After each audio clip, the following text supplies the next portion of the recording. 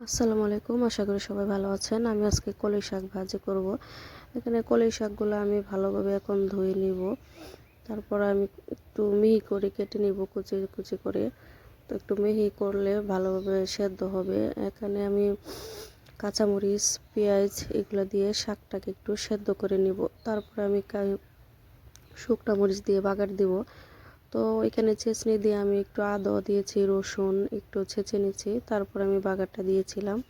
ওইখানে বাঁধাকপির পকোড়া বানাবো, সেজন্য আমি বাঁধাকপিটা একটু কুচি কুচি করে কেটে নিলাম। তারপরে লবণ দিয়ে ভালোভাবে কচলিয়ে সেটাকে আর একটু মিহি করে নিলাম।